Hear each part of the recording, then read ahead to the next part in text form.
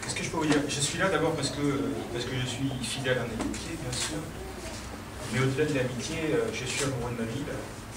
Je suis né pas très loin de ce canton, puisque je suis né à Audoul, à la clinique des Fleurs. Mais je viens pas souvent dans ce canton. Parce que je fréquente le centre-ville. J'ai la chance depuis quelques années de fréquenter ce qu'on appelle les beaux quartiers toulonnais. Mais moi, ce qui m'intéresse dans la candidature d'Ahmed, c'est la sincérité de sa candidature. D'abord parce que dans un canton aussi difficile que j'ai découvert ces derniers temps avec la candidature d'Ahmed, je trouve insultant. Insultant de dire je viens ici à mi-temps, je viens ici à quart-temps, parce que la candidature de Michel Bonus n'est pas une mauvaise candidature. Et Michel Bonus est un commerçant remarquable. Il a déjà quelques mandats à gérer. Comment il va placer le deuxième canton dans son agenda? Quand il aura terminé de s'occuper de ses commerces, quand il aura terminé de s'occuper de la municipalité, de la ville de Toulon, à quel moment? Que je sache dans quel ordre il va placer les choses. Parce que les gens ont accepté de dire, bah, nous, excusez-moi, là j'ai peut-être mes commerces, j'ai la ville de Toulon occupée avant vous. Est-ce que les gens vont accepter ça dans le canton? Moi je ne suis pas sûr.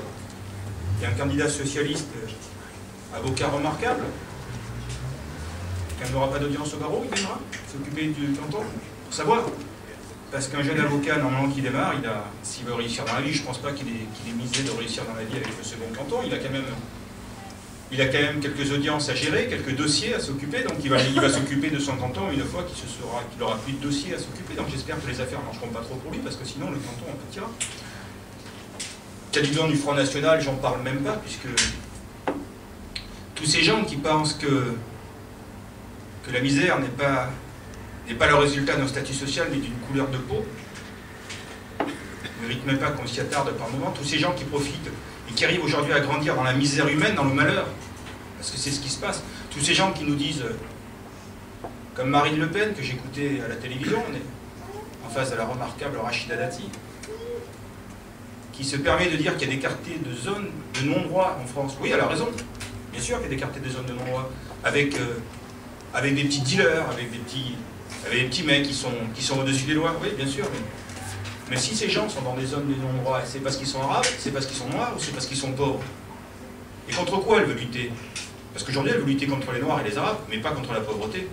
Ça serait peut-être plus efficace de s'occuper de la pauvreté, sûrement en faisant revenir le franc. Ça serait une excellente idée, comme ça on pourra payer la baguette 20 300 francs, en prenant les brouettes, comme à l'époque. Ah, moi, des fois, ça serait surprenant d'avoir ces gens-là à l'économie, on serait très très surpris. Donc, ça précipiterait l'entrée de la France dans le quart-monde. Alors voilà pourquoi je soutiens Ahmed, parce que il est sincère dans sa démarche. C'est le seul candidat sûrement qui va s'appauvrir s'il est élu, puisqu'il va se consacrer totalement à son canton. Et je crois que je connais un petit peu son train de vie, et je sais qu'il gagnera moins d'argent en étant élu qu'avec son train de vie d'aujourd'hui.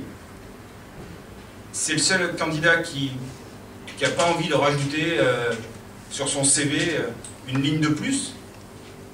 C'est un candidat qui va avoir du temps pour les gens. C'est un candidat qui est conscient qu'il ne va pas changer la vie des gens. Il va simplement essayer de l'améliorer. Qu'est-ce qu'elle soit un peu moins mauvaise. Et pour ça, il va donner le meilleur de lui-même dans la plus totale sincérité. Au-delà des clivages gauche, droite, parce que dans une élection locale comme ça, on se fout complètement de savoir si on est de gauche ou de droite. Ce qui nous intéresse, c'est l'investissement dans la personne, la sincérité, c'est des choses importantes, et la compétence. Je crois qu'il réunit les trois qualités. Ici, c'est une assistance de convaincu, je dirais, mais votre devoir, votre rôle aujourd'hui, c'est de dire autour de vous, est-ce que nous méritons un candidat à 10% de son temps? Est-ce que quelqu'un peut s'occuper de ce canton avec 10% de son temps ou 5% de son temps? Quel que soit son talent, quelles que soient ses qualités, moi je peux vous expliquer que c'est très difficile. Vous avez beaucoup. Je le vis au quotidien. Et je pense qu'en politique, c'est pareil.